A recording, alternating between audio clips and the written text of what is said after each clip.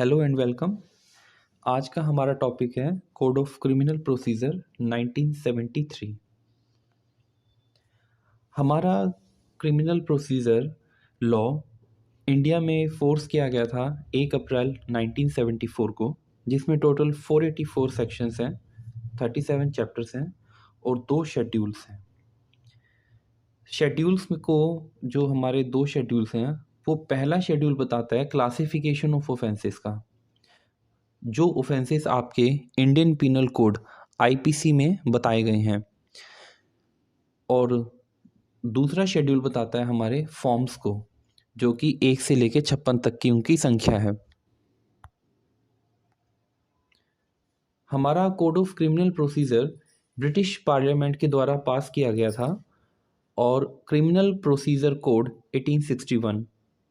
जब भारत आज़ाद हुआ, independent India ने फर्स्ट लॉ कमीशन सेटअप किया गया 1955 में, जिसके चेयरमैन थे MC सेतलवाड, और इन्होंने अपनी रिपोर्ट सबमिट करी थी 1969 को।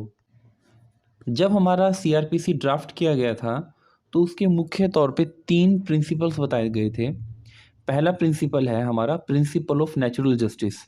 जो एक्यूज्ड है, जो आरोपी है, उसे फेयर ट्रायल मिलना चाहिए। दूसरा, इन्वेस्टिगेशन या ट्रायल में किसी भी तरह की कोई भी डिले नहीं होना चाहिए।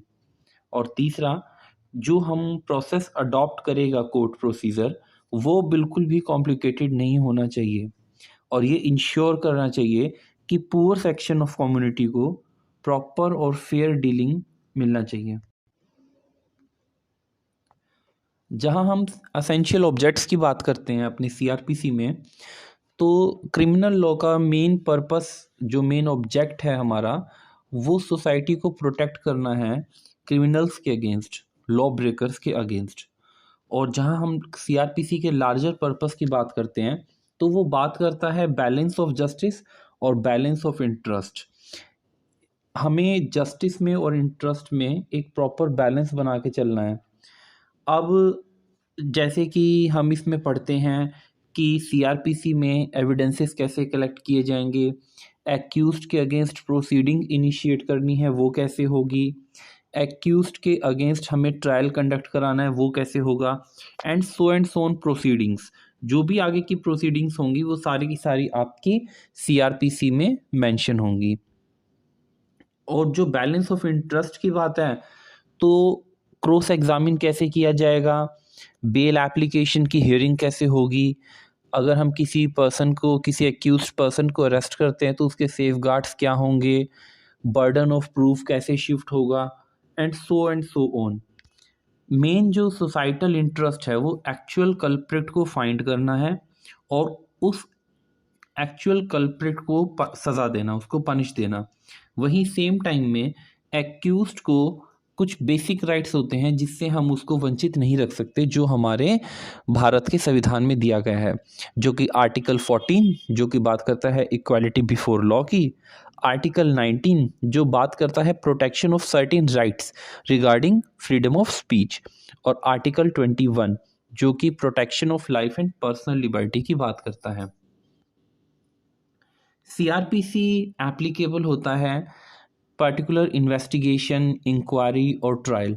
चाहे कोई भी ऑफेंस हो, किसी भी क्रिमिनल लॉ का ऑफेंस हो, चाहे वो IPC के तहत पनिशेबल हो या किसी और स्पेशल या लोकल लॉ के तहत वो पनिशेबल हो।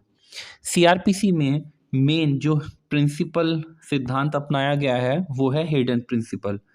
हेडन प्रिंसिपल ये कहता है किसी पर्टिकुलर सिचुएशन में अगर कोई आपको इंटरप्रिटेशन करनी है, अगर कहीं कोई कन्फ्लिक्ट हो रहा है और उस सिचुएशन में आपको कोई इंटरप्रिटेशन अडॉप्ट करनी है, उसको मानना है, तो आप उस इंटरप्रिटेशन को सर्व करेंगे जो CRPC और कॉन्स्टिट्यूशन को बेटर सर्व करती है। So now this is our today class of CRPC। Thank you.